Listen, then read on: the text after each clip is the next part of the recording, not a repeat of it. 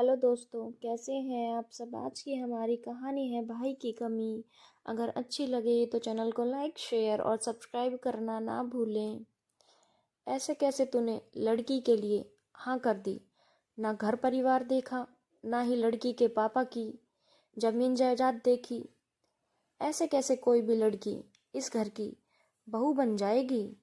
और लड़की के भाई भी नहीं है।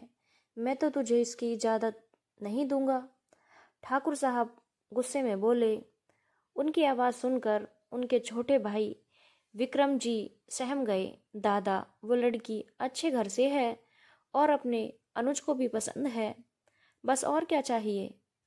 ठाकुर साहब फिर से रौबदार आवाज़ में बोले, शादी के लिए बहुत कुछ देखा जाता है, तुझे अभी कुछ समझ नहीं है। अगर लड़की के भाई नहीं है तो आगे लेन देन के व्यवहार कौन करेगा।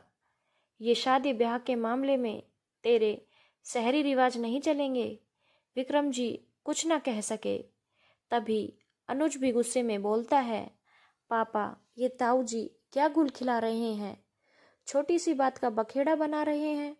मुझे अंशु पसंद है, मैं अंशु को पसंद हूँ और आजकल शादी के लिए इतना ही काफ़ी है।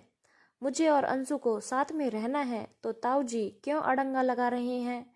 लड़की के भाई होना चाहिए, ये कौन सा रिवाज है। ये सुनकर विक्रम जी गुस्सा हो गए। चुप कर नालायक, वो मेरे बड़े भाई पिता के समान हैं। उन्होंने परिवार को तब संभाला जब पिताजी इस दुनिया से चले गए थे। मैं उनके खिलाफ कुछ नहीं सुन सकता हूँ। थोड़ा गुस्से में हैं, पर समझ जाएंगे तो मान जाएंगे। तुझे कोई हक नहीं है कि तू मेरे पिता समान भाई पर इस तरह से गुस्सा करे। मुझे माफ़ कर दीजिए पापा, पर मैं शादी अंशु से ही करूँगा। और अनुज वहाँ से चला गया। विक्रम जी के बड़े भाई ठाकुर साहब ने ही पिता के जाने के बाद पूरे घर की जिम्मेदारी संभाली थी। कम उम्र में ही वो काम करने लगे थे। अपनी माँ, दो छोटी बहनों और एक छोटे भाई का पेट पाला, उन्हें शिक्षित किया और सबकी शादियाँ की। इन सब में ताई जी ने भी उनका बराबर का साथ दिया। आज घर में ताऊ जी की मर्जी से ही पत्ता हिलता है, वरना कोई काम नहीं होता। विक्रम जी यूं तो कहने को शहर में अपने परिवार के साथ रहते हैं, पर आज भी उन्होंने बड़े भाई के प्रति मान सम्मान में कोई कमी नहीं आने दी। अनुज और अंशु दोनों ने एक साथ ही मेडिकल की परीक्षा पास की थी और अब दोनों डॉक्टर बन गए थे। दोनों को साथ रहते रहते प्यार हो गया था और शादी करना चाहते थे। भविष्य में अपना क्लिनिक भी खोलना चाहते थे।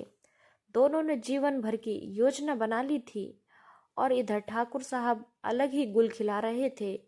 लड़की के भाई होना चाहिए, उनकी बस यही शर्त थी। सब लोग थक हार कर वापस शहर आए ही थे कि पीछे से ताई जी का फोन आया कि ठाकुर साहब बेहोश हो गए हैं। विक्रम जी ने तुरंत गाड़ी भेजी और उन्हें शहर बुलवा लिया। शहर में अस्पताल में भर्ती करवा दिया। उनके हार्ट में ब्लॉकेज थे और उनका ऑपरेशन किया गया। उन्हें जब होश आया तो उनके चारों ओर सभी रिश्तेदार मौजूद थे। दादा, इस डॉक्टर ने आपका ऑपरेशन करके आपको बचाया है। तभी ताई जी आगे बढ़कर बोलती हैं, बेटी, तूने तो मेरा सुहाग बचाया है। जो तू मांगेगी वो मैं तुझे दूंगी।